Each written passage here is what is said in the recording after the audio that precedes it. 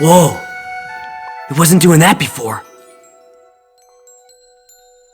There's a real visceral sense of being immersed in the game when you're holding something physical in your hand and you do it. The controller itself really contributes to the feeling that you are a wizard. You have a magic wand in your hand, and Finn has a magic wand in his hand. It's the best one-to-one connection with a character that I've ever felt. When we first took the controller and whirled it over our head and saw the apprentice conjure a tornado out of the ground, it's like, that is something different. That is not just another press the button and cast your spell. He just conjured a tornado. This is awesome.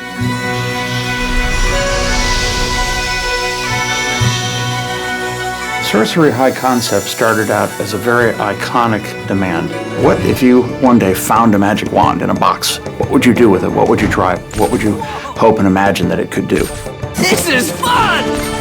Sorcery is designed from the ground up to be a move title. With a lot of games, you start sort of retrofitting, saying, oh, we're going to take an existing game that has a DualShock control scheme, and then try to figure out how to work the move into that. But with Sorcery, from the very beginning, we built everything around making the move an essential central part of gameplay.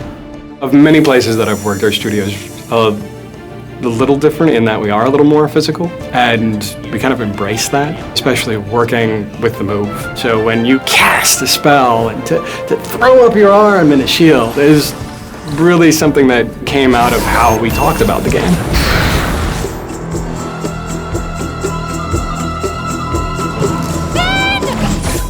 A lot of the motion control games that you see, sort of like it's detecting that you're doing something, but it's not precise. What really excites me when I play Sorcery is the degree of control you have. So if I'm using it to cast arcane bolts at somebody, it actually matters where I'm pointing the controller at the screen. But we could also let the player put English on it. So for example, if you cast like this or cast like that, that actually hooks the bolts around and arcs them in interesting ways. So it becomes a very technical, a very skill-based gameplay experience. Fighting is active. Drawing a firewall, throwing a bolt through it. Those movements are quick, fast. Spell switching is on the fly, and it's a movement, it's not a button press. As you get deeper into Sorcery, you learn more spells. You gain a command over the elements: ice, fire, wind, electricity. Then we found that combining them was cool. Cast your whirlwind through fire, the fire is sucked up off the ground and your whirlwind becomes a fire tornado.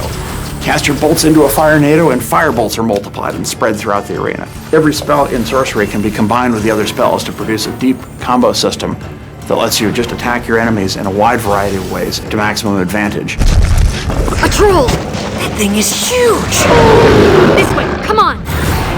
The boss fights in our game is where the player has to really put his mind to work. You have to be aware of your environment, you have to be aware of your arsenal. Everything that we put into a boss fight is indispensable in taking out the boss.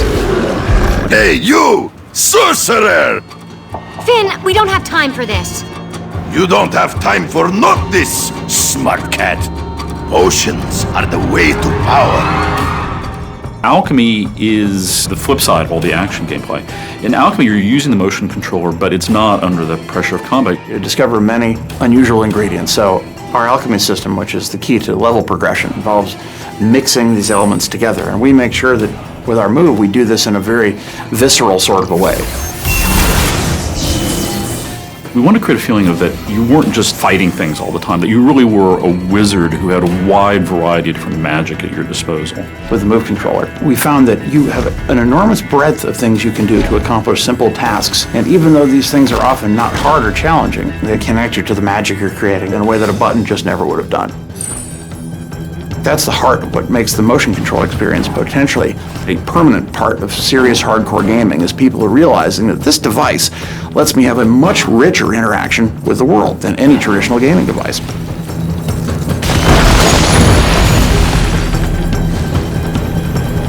I feel that we've given people a really solid, playable game experience that uses the move like it's meant to be used as a serious game and control device.